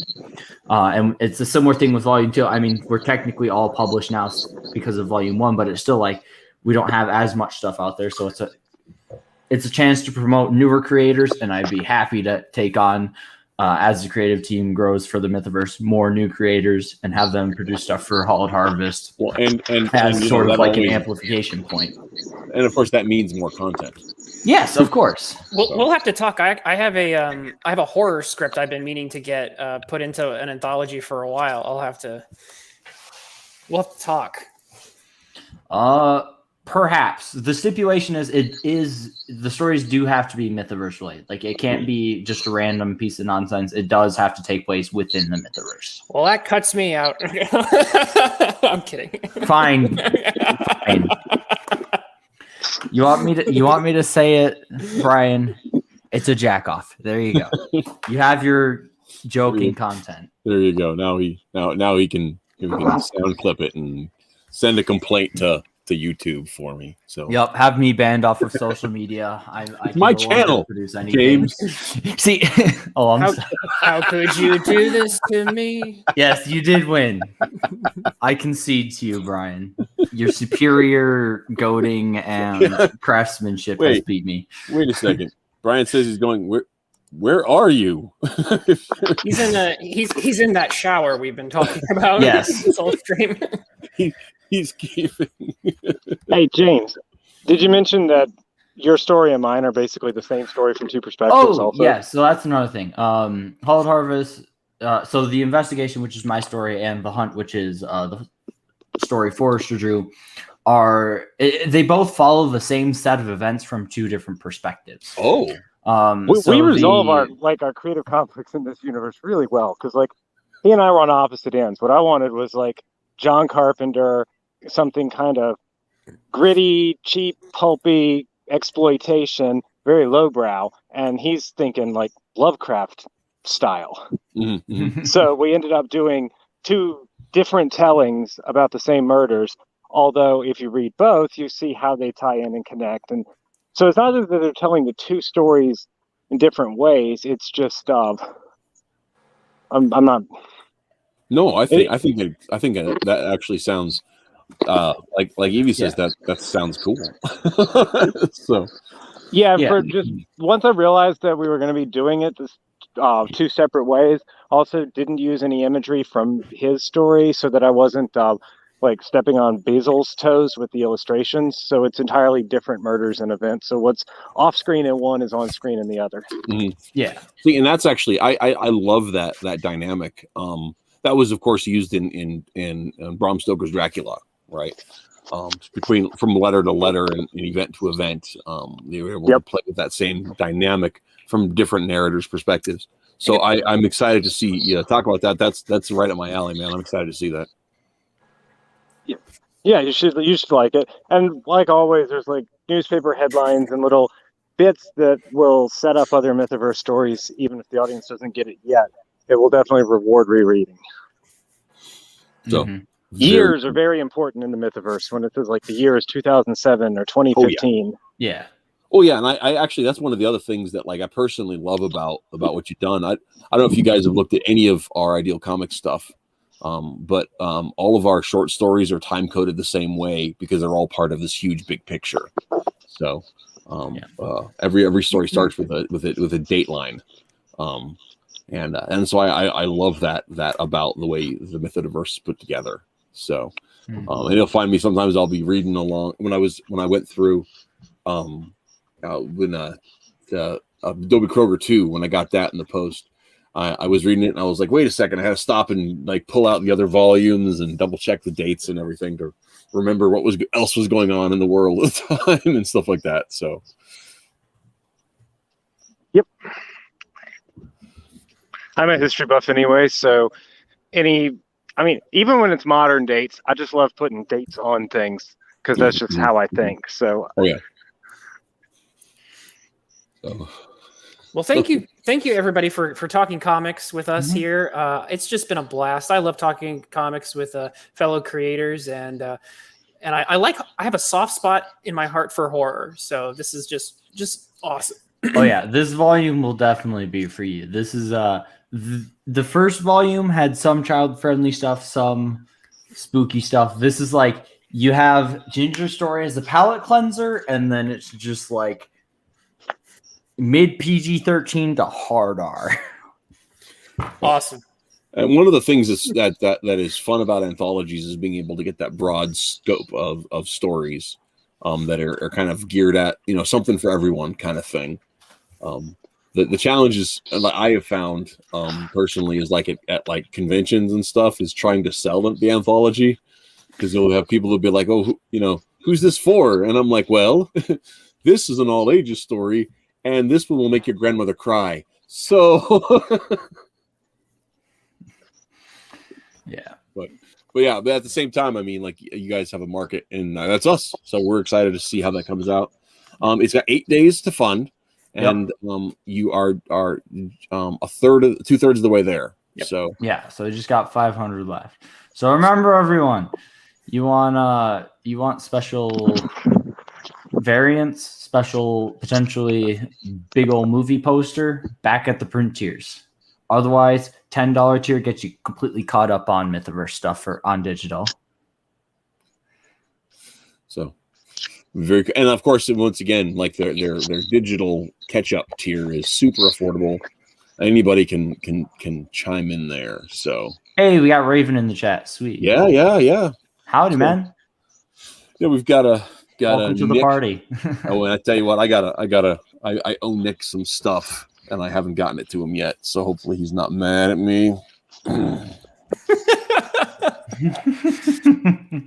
He might put you in his basement next to all of the canned tomato sauce. Yeah, can't. Well, he'd have to. He's only a day's drive, really. I mean, it'd be a hard day, but he's only a day's drive from here.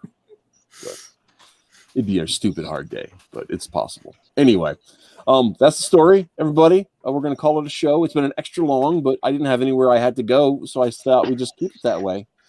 Thanks. Yeah, I'm glad y'all had us on. That was great. Yeah. Oh, man. That was great. Thank you. Yeah, definitely. Dear guy, he's pulling out his dad card. You're not my father. No.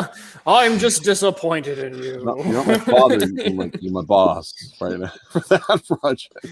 Oh, anyway, but yeah, so Twitless has got his stuff up on.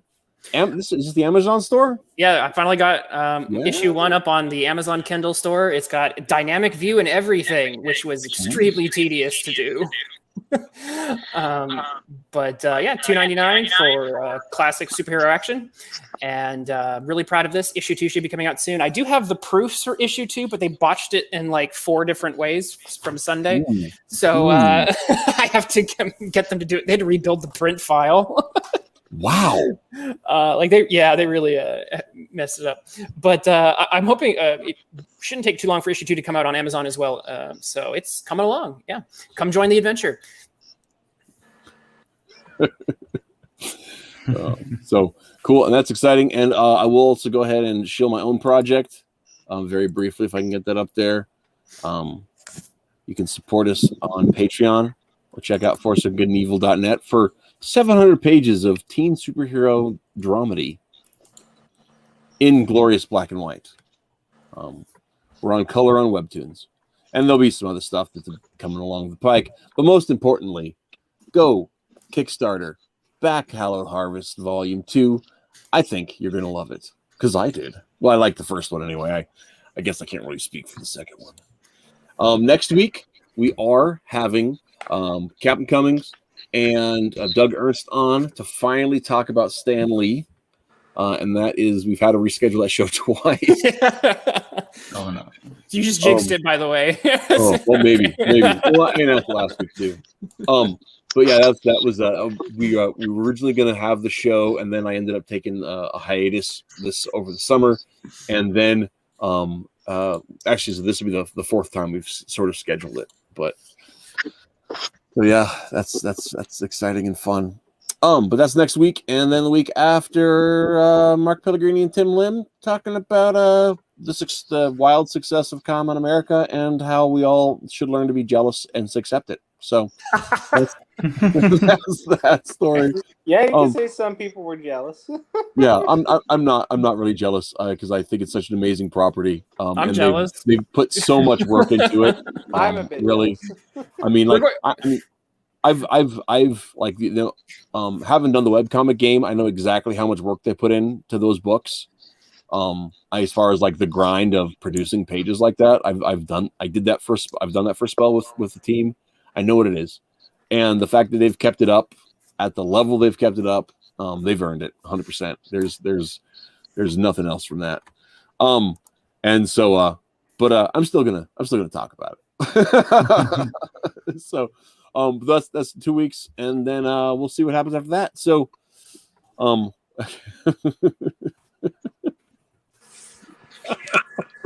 sorry, Nick's cracking me up.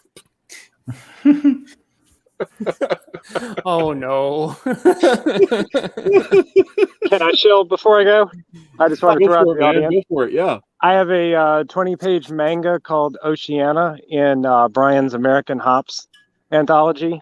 Oh, yeah. Which I was going to try to read to talk about that too, but I never got a chance, and it was fine because we had tons of other stuff to talk about. I feel my thing too. Just wanted to throw that out there. So but I'm excited. Anyone who liked Port of Call, it's kind of similar. It's like a magical girl story, but it's still with like the Navy stuff and all. Similar setting. So let's be both on that panel. Brian. What is he saying? I can't read it. They were talking about when Tim and because Twitless will be here when Tim and Mark are on, and so Brian had said that he's jealous too, and then Twitless here says, let's have both on the panel so we can envy them both to death, and then it's the only way to stop them. Death, you say? Yeah. Brian always pops up to upstage me. I think it's the God's running joke at this point. Yeah. Well, I mean that's one of the Brian says it perfectly. He's like I'm Vegeta and Tim is my Goku. Well, just take solace. It's always better to be upstage than downwinded. Well, that's like the one I was looking at printing, and I was looking into holofoil printing to do a variant cover, and I get to the website, and Sailor Rogowski is the example on the website. I was like, seriously? Yeah. Like, no, I like him. I'm only kidding, but yeah, they like a lot of those guys. Like I said, I know how much time they put in, and they deserve it for sure. For sure. Oh yeah, absolutely. So, but okay, we're gonna call it a night though, because I have a whole show dedicated to telling Mark and Tim how impressive they are. We don't have to do it on this show. This show's about Halloween. This show's about Halloween. Yes. So, hey, I will say one last thing since there's still people here. If you happen to be within a day's drive of Scottsbluff, Nebraska, on the 16th of October. We're hosting a free mini-con at the local mall. It's free to attend and it's free to show. So if any of you guys want to make the drive to check it out, you're welcome. Not that anybody here is close enough. Virginia is more than a day's drive. Oh yeah. But I'm putting on the show to anyone who tunes in because I know there's some people around here that might not know about it or whatever else. So check us out, and we're calling. Wish I could come. I definitely would if I were there. Oh man, it'd be amazing. It'd be amazing. But anyway, we're gonna call it. We're gonna wrap it. We're gonna call it a show next week. Stan Lee, and until next week, keep reading. Excelsior. Excelsior. Next time on Dragon Ball Z.